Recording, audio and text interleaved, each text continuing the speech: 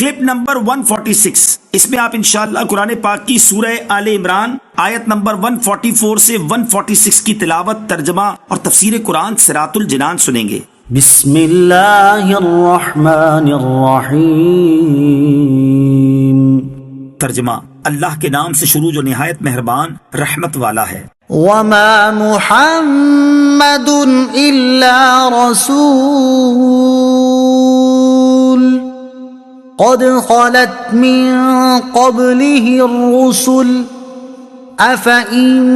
مات او قتلا انقلبتم على اعقابكم ومن ينقلب على عقبيه فلن يضر الله شيئا وَسَيَجْزِي اللَّهُ الشَّاكِرِينَ۔ ترجمہ، اور محمد ایک رسول ہی ہیں، ان سے پہلے بھی کئی رسول گزر چکے ہیں، تو کیا اگر وہ وصال کر جائیں یا انہیں شہید کر دیا جائے تو تم الٹے پاؤں پلٹ جاؤ گے، اور جو الٹے پاؤں پھرے گا وہ اللہ کا کچھ نہ بگاڑے گا، اور ان قریب اللہ شکر ادا کرنے والوں کو صلہ عطا فرمائے گا۔ وما محمد الا رسول، اور محمد تو ایک رسول ہی ہے۔ شان نزول، جنگ احد میں جب کافروں نے شور مچایا کہ محمد مصطفیٰ صلی اللہ تعالی علیہ وآلہ وسلم شہید ہو گئے اور شیطان نے یہ جھوٹی افواہ مشہور کر دی، تو صحابہ کرام علیہم رضوان کو بہت اضطراب ہوا اور ان میں سے کچھ لوگ میدان جنگ سے بھاگ نکلے۔ لیکن پھر جب ندا کی گئی کہ سرکار علی وقار صلی اللہ تعالی علیہ وآلہ وسلم صحیح سلامت تشریف رکھتے ہیں، تو صحابہ کرام رضی اللہ تعالیٰ عنہم کی ایک جماعت واپس آ گئی۔ حضور اقدس صلی اللہ تعالی علیہ وسلم نے انہیں یوں بھاگ جانے پر ملامت کی، تو انہوں نے عرض کیا، ہمارے ماں باپ آپ علیہ الصلوۃ والسلام پر فدا ہوں، آپ کی شہادت کی خبر سن کر ہمارے دل ٹوٹ گئے اور ہم سے ٹھہرا نہ گیا۔ اس پر یہ آیت کریمہ نازل ہوئی اور فرمایا گیا کہ انبیاء علیہ الصلوۃ والسلام کے بعد بھی امتوں پر ان کے دین کی پیروی لازم رہتی ہے۔ تو اگر ایسا ہوتا بھی کہ محمد مصطفیٰ صلی اللہ تعالی علیہ وسلم شہید ہو جاتے یا ان کا وصال ہو جاتا، تو بھی حضور سید المرسلین صلی اللہ تعالی علیہ وآلہ وسلم کے دین کی پیروی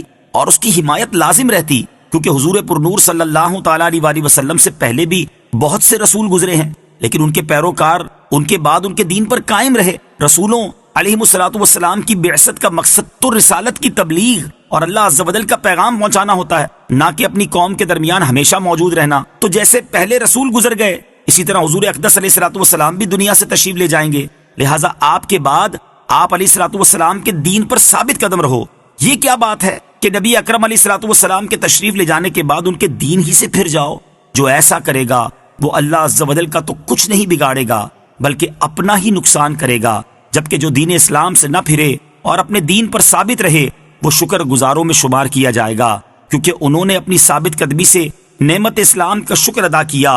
ایسے لوگ اللہ تعالیٰ سے ثواب و جزا کے امیدوار ہیں۔ وما كان لنفس ان تموت الا باذن الله كتابا مؤجلا ومن يرد ثواب الدنيا نؤته منها ومن يرد ثواب الآخرة نؤته منها وسنجزي الشاكرين۔ ترجمہ، اور کوئی جان اللہ کے حکم کے بغیر نہیں مر سکتی، سب کا وقت لکھا ہوا ہے، اور جو شخص دنیا کا انعام چاہتا ہے ہم اسے دنیا کا کچھ انعام دے دیں گے، اور جو آخرت کا انعام چاہتا ہے ہم اسے آخرت کا انعام عطا فرمائیں گے، اور ان قریب ہم شکر ادا کرنے والوں کو صلہ عطا کریں گے۔ کتابا مؤجلا، سب کا وقت لکھا ہوا ہے۔ اس آیت میں جہاد کی ترغیب ہے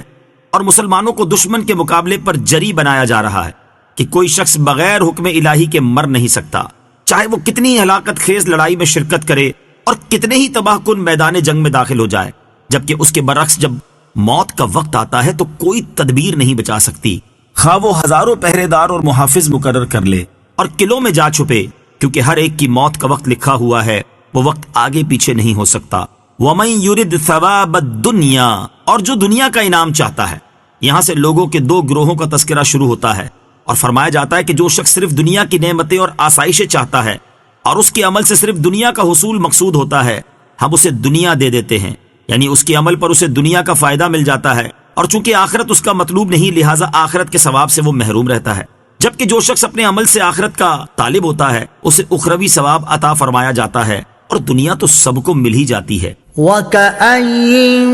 مِّن نَّبِيٍّ قَاتَلَ مَعَهُ رِبِّيُّونَ كَثِيرٌ فَمَا وَهَنُوا لِمَا أَصَابَهُمْ فِي سَبِيلِ اللَّهِ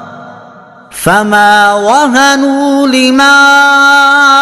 أصابهم في سبيل الله وما ضعفوا وما استكانوا والله يحب الصابرين۔ ترجمہ، اور کتنے ہی انبیاء نے جہاد کیا، ان کے ساتھ بہت سے اللہ والے تھے، تو انہوں نے اللہ کی راہ میں پہنچنے والی تکلیفوں کی وجہ سے نہ تو ہمت ہاری اور نہ کمزوری دکھائی اور نہ دوسروں سے دبے، اور اللہ صبر کرنے والوں سے محبت فرماتا ہے۔ وَكَأَيٍّ مِّن نَّبِيٍّ قَاتَلَ،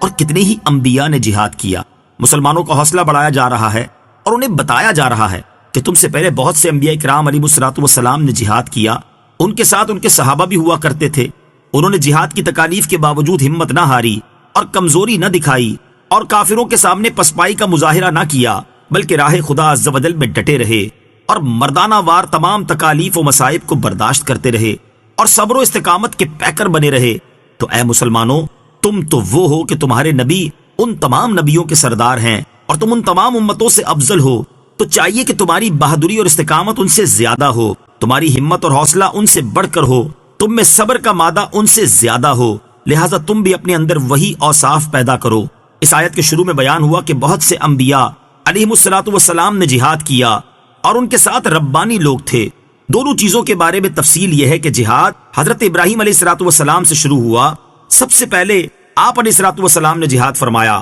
آپ علیہ الصلوۃ والسلام سے پہلے کسی نبی نے جہاد نہ کیا تھا، البتہ آپ علیہ الصلوۃ والسلام کے بعد بہت سے پیغمبروں کی شریعت میں جہاد تھا، جیسے حضرت موسیٰ، حضرت داؤد، حضرت یوشع علیہ الصلوۃ والسلام وغیرہ۔ اور ربانی لوگوں سے مراد علماء، مشائخ اور متقی لوگ ہیں جو اللہ عز و جل کو راضی کرنے کی کوشش میں لگے رہیں۔